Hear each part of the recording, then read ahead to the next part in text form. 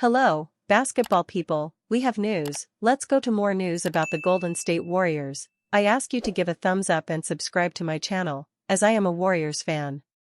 A massive trade involving the Golden State Warriors, Dallas Mavericks, and Sacramento Kings could shake up the NBA. And the Warriors really need a great center, and Anthony Davis is a special player who, if he comes to the Warriors and improves his physical condition, could be successful alongside Stephen Curry. The Golden State Warriors could be in the market for a major shakeup.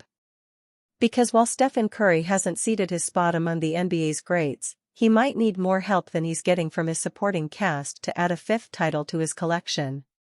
Could that steer this squad toward the seemingly inevitable Anthony Davis sweepstakes? CBS Sports' Sam Quinn actually ranked the Warriors as the Brow's top landing spot, and if Golden State's decision-makers share that line of thinking, this three-team trade idea could get a mega deal done. Golden State Warriors receive Anthony Davis. Sacramento Kings receive Jimmy Butler.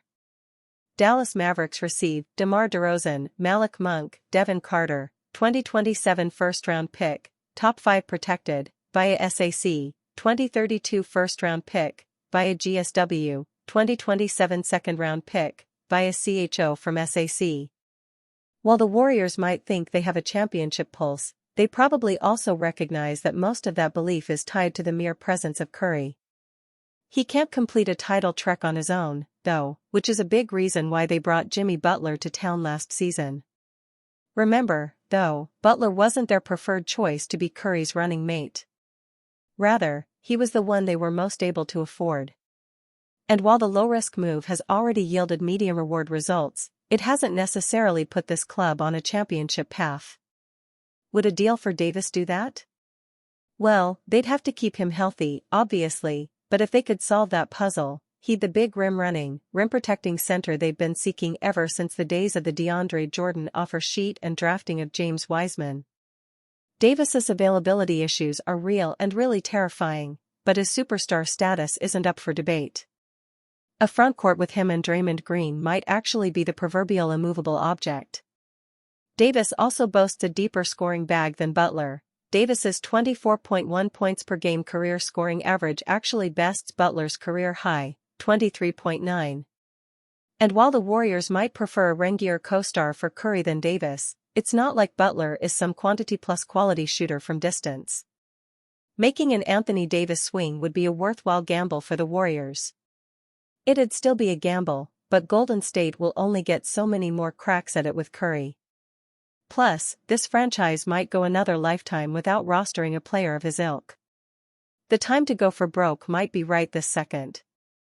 And, honestly, the Dubs could get this done without depleting their asset collection, since Davis's absences are factored into this hypothetical trade cost.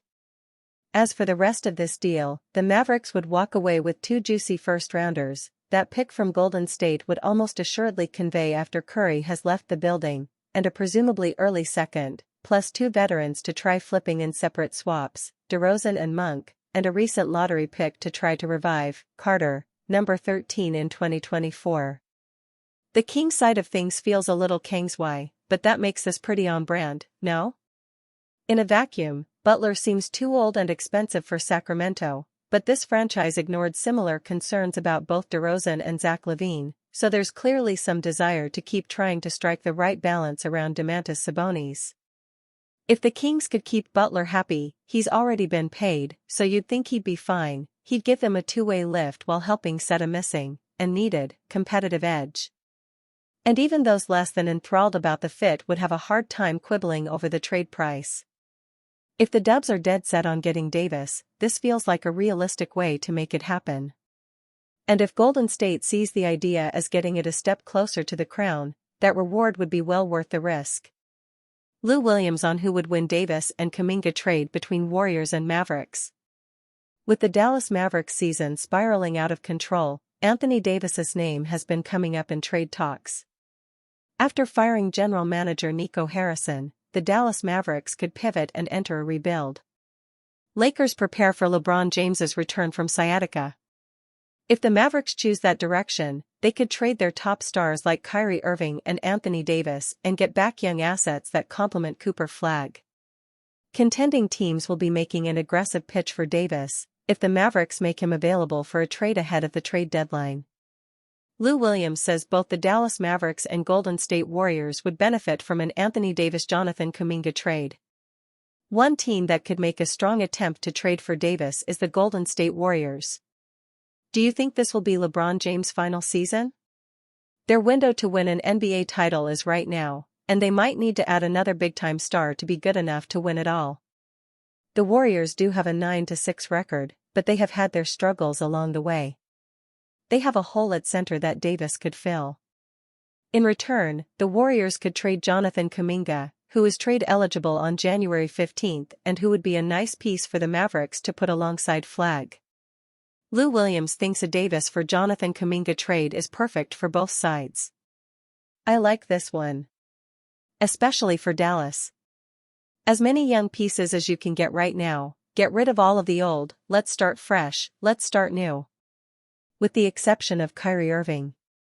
You bring in Kuminga, you add him with a Cooper Flag and some pieces. I really like this for Dallas. I like this for the Warriors as well. The more talent they can have, the more splash they can make in the West. Put him with Steph Curry and Draymond, anybody with those two guys and Jimmy Butler, you give yourself a lot of opportunity to win a lot of basketball games. The Dallas Mavericks should entertain the idea of rebuilding. It's unlikely that the Mavericks will be able to drastically turn their season around at 4-10. This team was built on the idea of winning now, but injuries to Kyrie Irving and Davis have derailed those plans. Since the Mavericks seem destined for the lottery this season, they should strongly consider tanking the rest of the way to get a top pick in a very strong 2026 NBA draft. By trading Davis, Irving, and even Klay Thompson, the Mavericks could secure some nice young pieces and future assets around Flag and their top 2026 draft pick. Warriors find a rhythm without Kuminga, but he's still key to their ceiling. The offseason was tumultuous between Jonathan Kuminga's camp and the Golden State Warriors. Contract disputes dominated the headlines, while Kuminga's game, potential, and character were all called into question. Determined to silence the noise, Kuminga entered training camp showing he was fully bought into the role the Warriors carved out for him. However, prior to his minor knee injury, it appeared the train was slowly coming off the tracks regarding Kuminga's on-court performance and dedication. Now, with the Warriors winning 3 straight games in his absence, the question lingers, has Golden State's recent rhythm exposed Kuminga's shortcomings? Kuminga has been in his own head since moving to the bench. Kuminga was positioned as a starter to begin the season, and things initially looked promising for the young forward. But it quickly became apparent that a lack of consistent shooting threats alongside Stephen Curry clogged the lanes and made the offense harder than it needed to be. Steve Kerr responded by adjusting the rotation, placing rookie Will Richard and Moses Moody in the starting unit while moving Kuminga to the bench in hopes of improving floor spacing. While the move has benefited the team, it may have taken a mental toll on Kuminga. After working tirelessly this offseason, he once again found himself demoted. His reluctance to make mistakes is clear in his hesitancy to attack, and the constant second-guessing has stalled Golden State's transition offense. He often looks stuck in his own head instead of playing freely. Kuminga adds a versatility that the Warriors will covet in the playoffs. The fanbase remains split on Kuminga, but in the long run, he will be crucial to the Warriors' ceiling. During the team's 4-1 start to the season, Kuminga averaged 16.2 points, 7.4 rebounds, and 3.4 assists, winning numbers attached to winning basketball. He showed growth as a player who limited low-efficiency looks, played engaged defense, and capitalized on easy scoring opportunities in transition or off backdoor cuts. Kuminga has the tools to become an elite scorer in this league, but perhaps more importantly, his read-and-react ability brings a unique versatility to Golden State's rotation, one that could ultimately put them back in championship conversations. NBA issues Draymond Green a warning. The league reprimanded Green for his confrontation with a fan. Next, Adam Silver is going to slowly count to 3. The Golden State Warriors aren't going to lose Draymond Green for any amount of time, nor will their power forward lose any money after a heated interaction with a shockingly tall New Orleans Pelicans fan. But he did receive something that strikes fear into the heart of children everywhere, a warning. This content isn't visible due to your cookie preferences. To load this content, click the Allow button below to opt into social media and embedded content cookies. These cookies are set and controlled by the third-party sources from which the embedded content originates. Allow view and manage all cookie consent preferences. Green confronted Pelicans fan Sam Green during the second quarter after Green repeatedly chanted Angel Reese at the Warriors forward. The 6'7" fan later bragged to conservative commentator Clay Travis that he'd been kicked out of several games for heckling players but never had one come up to me in my face. Well, now he has. That's apparently what he enjoys doing, sitting near the baseline, heckling opposing players until security kicks him out, and watching the Pelicans lose. Whether or not you think Angel Reese is a creative taunt, imagine having to sit near this guy when he repeats this witticism 40 or 50 times in the first half. But to be fair, the Pelicans are 1-6 at home this season and 15-33 over the last 2 seasons. Getting kicked out of these games isn't much of a punishment. Green clearly took offense, but in a way that didn't not sound sexist. He just kept calling me a woman. It was a good joke at first, but you can't keep calling me a woman, Green said. I've got 4 kids, 1 on the way. You can't keep calling me a woman. The fan claimed he didn't cross a line because he didn't talk about Draymond's baby mamas, a clear dog whistle phrase, suggests that this fan does not have the most progressive of politics when it comes to race and professional sports. We don't know which players he's heckled to get kicked out of games in the past, but let's just say he didn't have any issues with Brandon Podziemski Sunday night. Angel Reese is probably wondering why she's still catching strays during the WNBA offseason. Obviously, confronting fans is a bad idea, especially ones who are clearly reveling in the attention it brings them. This one paid for a blue check on X.com, despite having 182 followers. Draw your own conclusions. Fans also know NBA players have far more to lose than they do in these sort of confrontations, which is why a man can stand in a "come at me, bro" posture facing a professional athlete with no fear of physical harm. It's annoying, but Draymond needs to make better decisions than that, especially since getting yelled at by an NBA All-Star appears to have been one of the highlights of this medical device salesman's life. The NBA simply couldn't be bothered in delivering actual punishment to an encounter that was honestly embarrassing for both parties involved. Instead, they gave Green a warning, possibly delivered in the form of a strongly worded letter containing the phrase, "You watch it, Mr." Other options Adam Silver considered included a mark on Draymond's permanent record, suspension of podcasting privileges. Writing being compared to a WNBA All-Star is not a grave insult on a chalkboard 100 times. No post-lunch cookie. Forcing Draymond to wear a Harrison Barnes jersey to Tuesday's game in Orlando. Informing Green that the NBA wasn't mad at him, just disappointed. Making him say one positive thing about Rudy Gobert.